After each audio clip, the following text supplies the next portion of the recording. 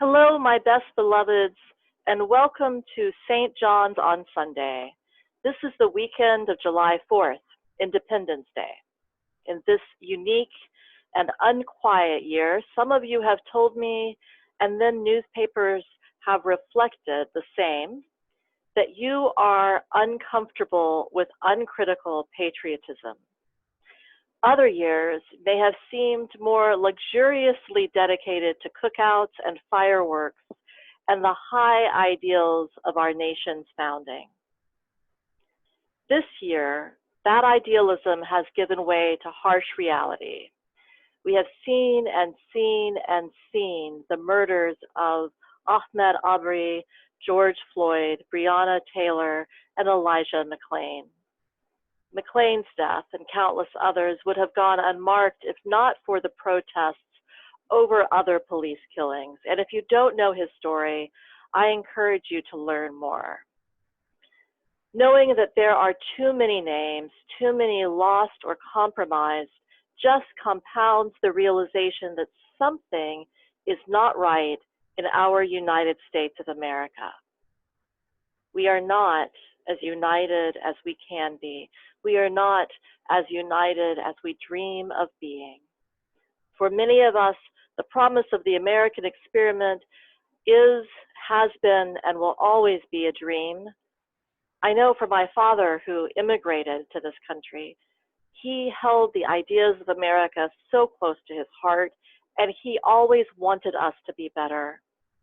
And for many of us, this nation's history, its genocidal manifest destiny, its economic start in slavery, and its continued punitive racist culture is a nightmare wanting to dream a better way.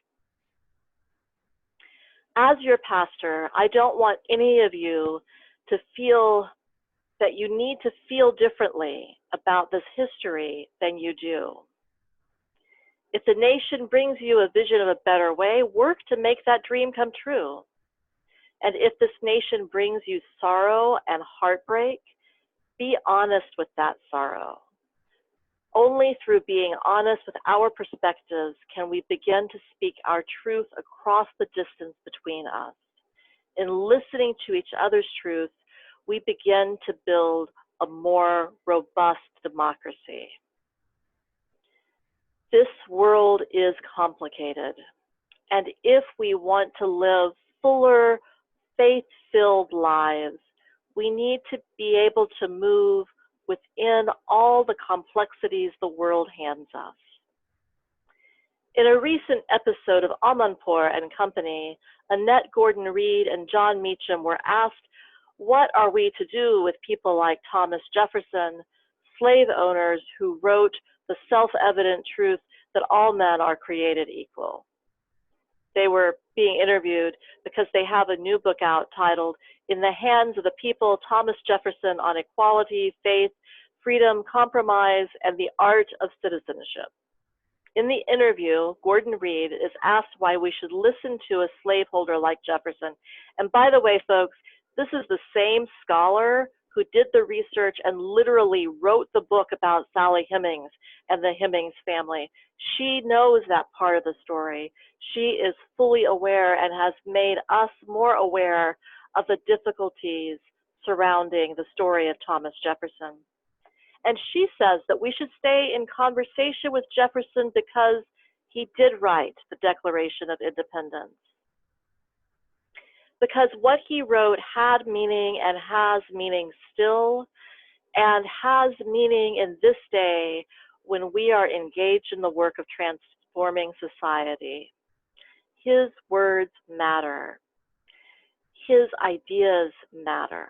She goes on to say that she realizes that there are many things people believe intellectually that they can't carry out emotionally because of their commitments to a particular way of life, to a particular community, because of their commitments to who they define as their people.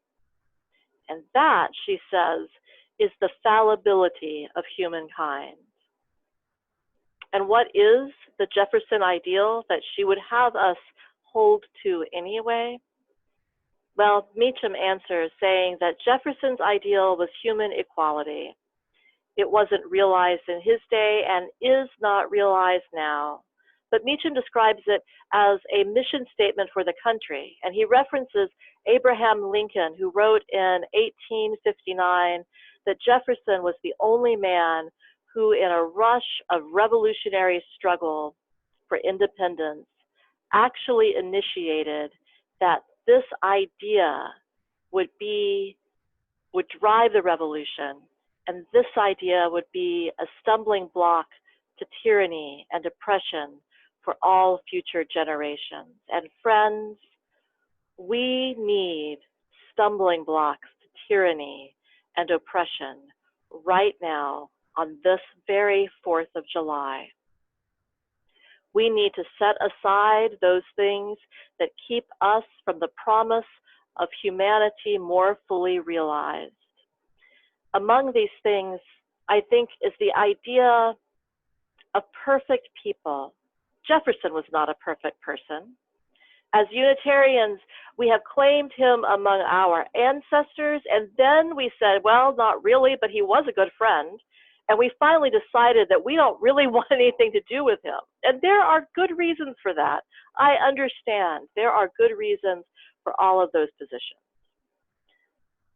But I am not willing to say that we should not struggle with the man and his ideals and how he relates to us and how we relate to our own identity and our own history.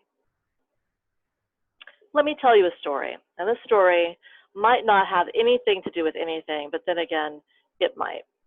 When I was a kid, there was a time when I attended a very small, very right-wing, very conservative Christian private school in Oklahoma.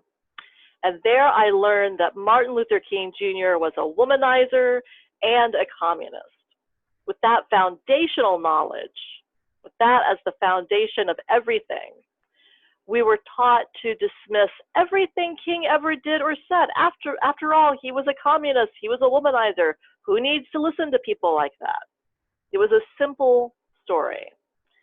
But I think that the story is more interesting than that. It is more complex. King was not perfect. The civil rights movement is a blessing and perhaps the beginning of a real America, perhaps the beginning of the realized American dream. And for all that, the civil rights movement was marked with its own struggles with sexism. And we should be honest with that part of history, and we should be honest with all of history. As Annette Gordon-Reed said, we shouldn't look up to our heroes uncritically or down on them in contempt, but we should be able to face them eye to eye and learn from them. What, my friends, does that mean when we speak of the life of faith? What does it mean to look each other fully in the face with humility and honesty and open heart? What does it mean to look at our own hearts? Are there places where we have the capacity for an intellectual idea, but lack the emotional ability to fully realize or engage that idea? What do the sources of our tradition say to us?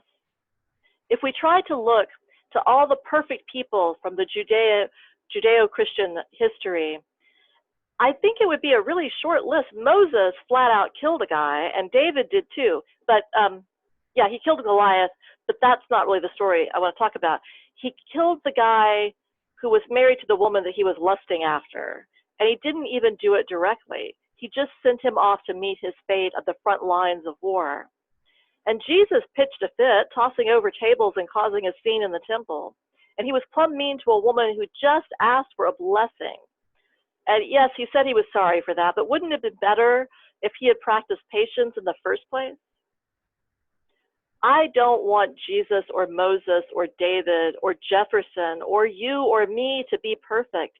None of us are gods. And that's a little Unitarian theology for you. It matters that for us, Jesus is not a God. And it matters that we are willing to confess that sometimes exceptional wisdom shined through us, all of us. Sometimes we get it right, but for the most part, we fall short. We fumble around doing our best, and we still miss the mark. And so we live our days learning and growing, or feeling low and seeking restoration and respite from the work. But either way, we are called not to be perfect, but to be engaged. And in that engagement, our work is to face down the ugliness of the nightmare. We can't be cynical for too long. There is too much work to do.